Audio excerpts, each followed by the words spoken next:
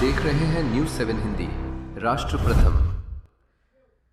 नमस्कार। 4 मई को घोषित हुए पश्चिम बंगाल विधानसभा चुनाव 2026 के नतीजों में भारतीय जनता पार्टी को 207 सीटों के साथ प्रचंड बहुमत मिलने के बाद राज्य के नए मुख्यमंत्री के चेहरे को लेकर अब तेजी से मंथन शुरू हो गया है।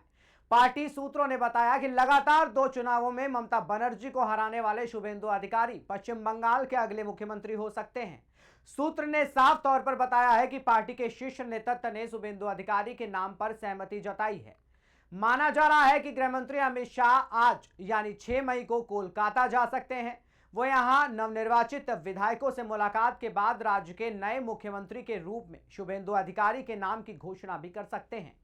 बंगाल बीजेपी के प्रदेश अध्यक्ष शमिक भट्टाचार्य ने स्पष्ट किया है कि 9 मई को रविंद्रनाथ टैगोर की जयंती के मौके पर बीजेपी पश्चिम बंगाल में नई सरकार बनाएगी। वहीं बंगाल में बीजेपी की जीत से एआईएमआईएम अध्यक्ष असदुद्दीन ओवैसी काफी हैरान हैं। उन्होंने मीडिया से बातचीत करते हुए कहा कि मैं फिर से दोहराना चाहता हूं कि मुसलमानों को अपना स्वतंत्र राजनीतिक नेतृत्व बनाने की कोशिश करनी चाहिए। आपका वोट व्यर्थ जा रहा है क्योंकि आप उन तथाकथित धर्मनिरपेक्ष पार्टियों को वोट दे रहे हैं जो धर्मनिरपेक्ष नहीं है। वे भाजपा को रोकने में नाकाम रहे। इस दौरान ओवैसी ने ममता बनर्जी को कोसते हुए आरोप लगाया कि ममता बनर्जी ने पश्चिम बंगाल के मुसलमानों को सिर्फ वोट बैंक के रूप में इस्तेमाल किया और 15 साल सत्ता में रहने के बावजूद उनकी सामाजिक आर्थिक स्थिति सुधारने के लिए कुछ नहीं किया।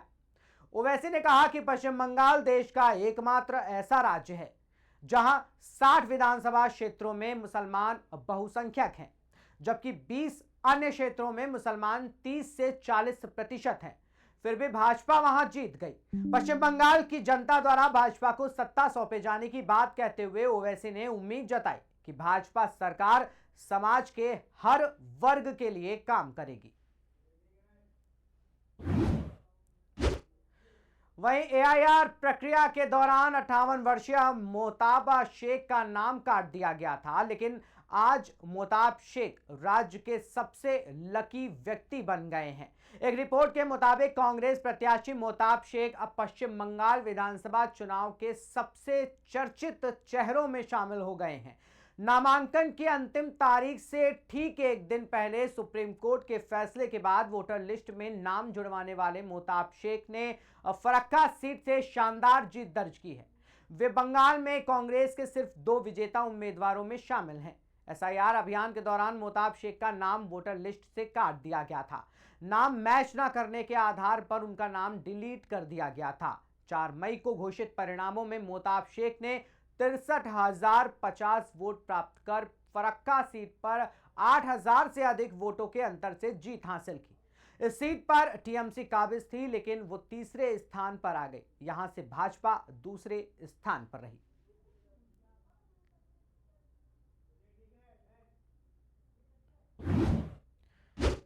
वहीं पश्चिम बंगाल के मुख्य निर्वाचन अधिकारी मनोज कुमार अग्रवाल ने मंगलवार को ममता बनर्जी पर विधानसभा चुनाव के दौरान भाजपा के लिए काम करने के आरोपों को लेकर पलटवार किया।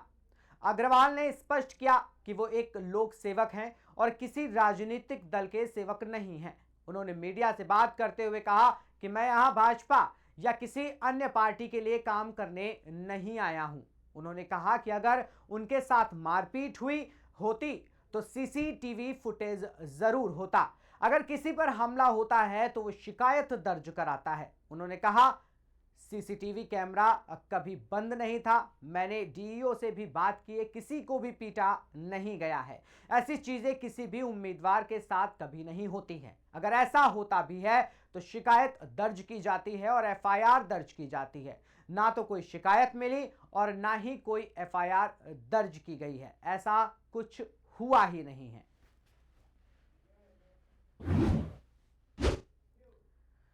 वहीं अगली खबर की ओर बढ़ेंगे पश्चिम बंगाल की, जहां पर पश्चिम बंगाल विधानसभा चुनाव के परिणाम आने के बाद से ही देश भर में एक गाने की खूब चर्चा होने लगी है। हालांकि इस गाने ने चुनाव प्रचार के दौरान भी खूब राजनीतिक सरगर्मी बढ़ाई थी। बांग्लादेश के मशहूर कवि अब्दुल रहमान बोयाती, जो अविभाजित बंगाल में पैदा हुए थे, उनका एक लोकगीत हृदय माछे काबा नयने मदीना मानो बंगाल की सियासत के केंद्र में हो। अभिनेत्री से नेता बनी सयानी घोष ने चुनाव प्रचार के दौरान इस लोकगीत को मुस्लिम बहुल इलाकों में रैलियों के दौरान गाकर राजनीतिक सनसनी फैला दी थी। इस पर बंगाल चुनाव के दौरान खूब राजनीतिक बहस हुई और अब इसका नतीजा टीएमसी को भुगतना पड़ा।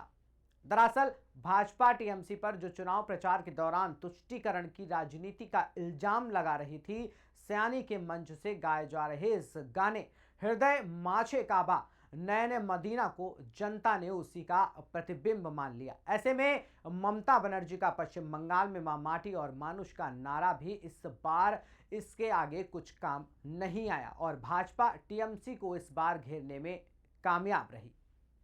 ये नया और बेहतर डीबीटी वाला घड़ी ओ इसमें भाई साहब, क्या डीबीटी? इस दाग को मिटाओ तो जाने।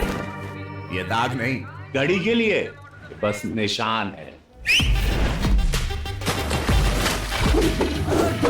अब हुआ ना घड़ी का मुकाबला। डर्ट ब्लास्ट टेक्नोलॉजी के पावर ग्रैन्यूल्स दे फास्ट एक्शन सफाई, मिटाए जिद्दी दाग और दे बेहतरीन खुशबू। पहले इस्तेमाल करें फिर विश्वास करें।